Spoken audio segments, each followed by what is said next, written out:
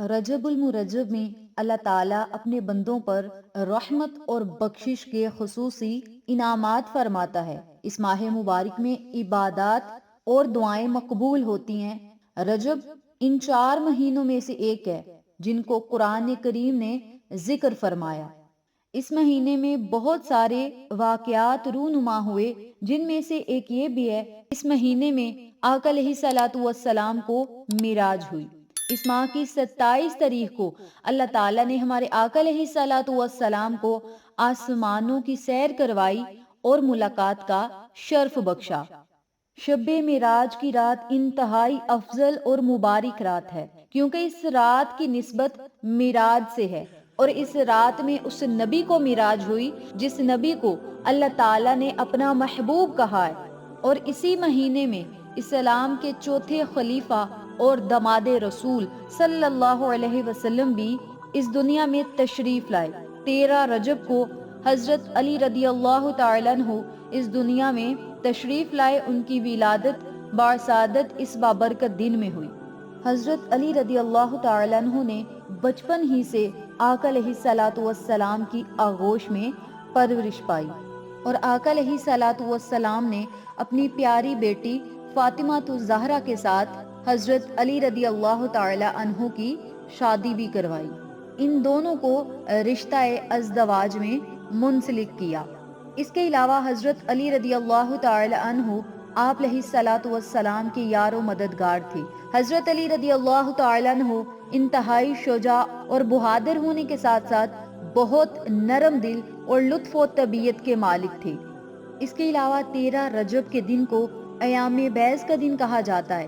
اس دن اور اس کے بعد دنوں میں روزہ رکھنے کا بہت زیادہ اجر و ثواب ہے۔ تو میری پیاری بہنوں اور میرے پیارے بھائیوں، 13 رجب کا دن بہت ہی مبارک دن ہے، بہت ہی افضل دن ہے۔ تو آپ سب سے گزارش ہے کہ اس بابرکت دن کو آنے سے پہلے پہلے جو لوگ یہ 3 تسبیحات پڑھ لیں گے، جس شخص کا نام لے کر پڑھیں گے، اللہ تعالیٰ اس شخص کی تقدیر اور مقدر کو 1 سیکنڈ سے پہلے بدل کر رکھ دے گا۔ 3 تسبیحات اگر آپ پڑھ لیں گے تو آپ کی زندگی اور حالات ضرور بدلیں گے۔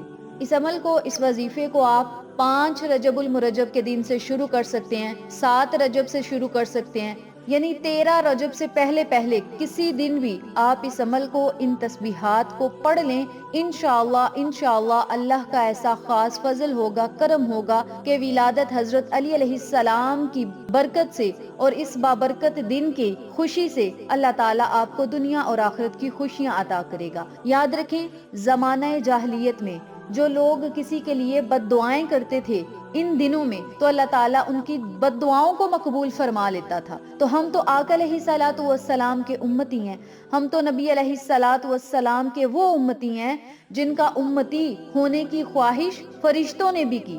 ہم ایسے خوش قسمت امتی ہیں۔ اگر ان دنوں میں غیر مسلمانوں کی بد دعائیں مقبول ہو جایا کرتی تھیں تو ہم تو آقا علیہ الصلوۃ والسلام کے امتی ہیں۔ اگر ہم صدقہ رسول کا دے کر، صدقہ پنجتن گھرانے کا دے کر اور حضرت علی علیہ السلام کی ولادت باسعادت کی خوشی میں اللہ تعالیٰ سے کچھ مانگیں گے تو رب کعبہ کی قسم اللہ تعالیٰ خالی ہاتھ نہیں لٹائے گا۔ اللہ تعالیٰ ہماری دعاؤں کو مستجاب کرے گا، ہمارے گناہوں کو معاف کرے گا، ہمارے منہ سے نکلی ہر بات کو پورا کرے گا۔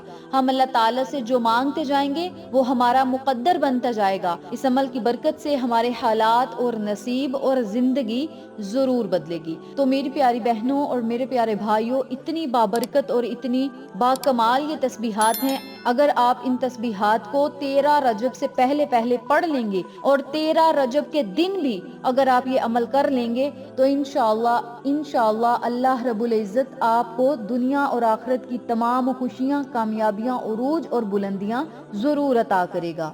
عمل بتانے سے پہلے میری آپ سے گزارش ہے، چینل کو سبسکرائب کر لیں، ویڈیو کو لائک کریں، شیئر کریں، بیل آئیکن کو ضرور پریس کریں تاکہ میری تمام ویڈیوز کی اپڈیٹ آپ تک بآسانی پہنچ سکیں۔ جزاک اللہ۔ اس عمل کو، اس وظیفے کو کرنے سے پہلے آپ نے باوضو ہونا ہے۔ باوضو حالت میں اس عمل کو کریں گے تو زیادہ فائدہ ہوگا، اور جب اللہ رب العزت کا ذکر پاکیزگی میں آپ کریں گے تو اللہ تعالیٰ کی رحمت آپ کی طرف جوش مارے گی اور آپ کا ہر بگڑا ہوا کام بنتا چلا جائے گا۔ تو سب سے پہلے آپ نے باوضو ہونا ہے، باوضو ہونے کے بعد 7 یا 11 مرتبہ درود ابراہیمی پڑھنا ہے۔ آپ کوئی چھوٹے سے چھوٹا درود پاک بھی پڑھ سکتے ہیں، لیکن درود ابراہیمی کی زیادہ فضیلت ہے، تو آپ 7 یا 11 مرتبہ درود ابراہیمی پڑھ لیں۔ درود ابراہیمی پڑھنے کے بعد یا علیو یا اللہ، یا علیو یا اللہ، یا علیو یا اللہ، ان کلمات کو اکٹھا پڑھ کر ایک تصور کرنا ہے اور 313 مرتبہ آپ نے ان کلمات کی تسبیح کرنی ہے۔ یا علیو یا اللہ، یہ ایک مرتبہ ہو گیا، یا علیو یا اللہ، یہ 2 مرتبہ ہو گئی۔ اسی ترتیب سے، اسی طریقہ کار سے آپ نے صرف 313 مرتبہ یہ کلمات پڑھنے ہیں۔ اس کے بعد 70 مرتبہ یا مسبب الاسباب، یا مسبب الاسباب، یا مسبب الاسباب، صرف 70 مرتبہ یہ کلمات پڑھنے ہیں۔ پھر 70 مرتبہ ہی یا رحمانو یا رحیم، یا رحمانو یا رحیم، 70 مرتبہ ان کلمات کو پڑھنے کے بعد 70 مرتبہ ہی یا حنانو یا منانو، یا حنانو یا منانو، ان کلمات کو پڑھنا ہے۔ آخر میں پھر آپ نے 70 مرتبہ ہی یا علیو یا اللہ، یا علیو یا اللہ کا ورد کرنا ہے، اور پھر جتنی مرتبہ شروع میں درود پاک پڑھا تھا اتنی مرتبہ ہی آخر میں درود پاک پڑھنا ہے۔ پھر اللہ سے خصوصی دعا کرنی ہے۔ شروع میں جب آپ نے وظیفہ پڑھنا ہے، درود پاک پڑھنے کے بعد 313 مرتبہ یا علیو یا اللہ کا ورد کرنا ہے، اور آخر میں صرف 70 مرتبہ یا علیو یا اللہ کا ورد کرنا ہے، درود پاک پڑھنا ہے۔ پھر آپ نے اللہ تعالیٰ سے رو رو کر دعائیں کرنی ہیں۔ یاد رکھیں، اگر دعا کو سجدے میں جا کر مانگیں گے تو بہت ہی فائدہ ہوگا، کیونکہ سجدے میں جب بندہ ہوتا ہے تو اللہ تعالیٰ بندے کی شارک سے بھی زیادہ قریب ہوتا ہے۔ تو جب شارک سے زیادہ اللہ تعالیٰ ہمارے قریب ہوگا تو ہمیں مانگنے کی ضرورت ہی نہیں پڑے گی۔ ہمارے دل میں جو ہوگا اللہ تعالیٰ وہ بھی عطا کرے گا، ہم جو سوچتے جائیں گے اللہ تعالیٰ وہ بھی عطا کرے گا۔ ضروری نہیں کہ ہم منہ سے مانگیں گے تو اللہ تعالیٰ عطا کرے گا، بلکہ سجدے کی حالت میں اگر ہم دل میں کوئی خواہش پیدا کرتے ہیں کہ ہماری یہ خواہش پوری ہو جائے، یا ہماری یہ دعا مقبول ہو جائے، یا ہمارے گناہ معاف ہو جائیں، تو اللہ تعالیٰ ہمارے دل کی مرادوں کو پورا کرے گا۔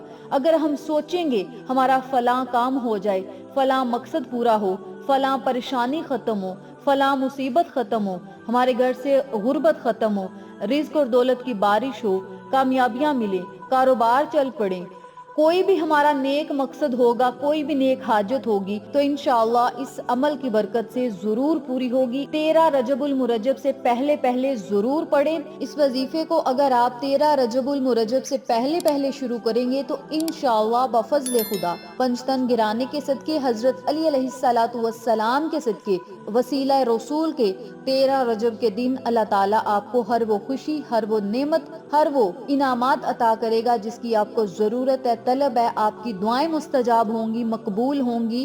اس کے علاوہ پریشانیوں کے جتنے بڑے مرضی پہاڑ ہوں گے ریزہ ریزہ ہو جائیں گے، مشکلات سے آپ ایسے نکلیں گے جیسے مکھن سے بال نکالتے ہیں۔ اللہ تعالیٰ آسانیوں کے رستے آپ کے لیے بنائے گا، اور آپ رب کریم کی رحمت بری نظر کرم کے سائے تلے آ جائیں گے۔ اور جب اللہ تعالیٰ کی رحمت والی نظر کے سائے تلے بندہ آ جاتا ہے، پھر مانگنے کی ضرورت نہیں پڑتی، اللہ تعالیٰ پھر بن مانگے ہی عطا کرتا ہے، اور دنیا پھر اس بندے کی قسمت پر رشک کرتی ہے۔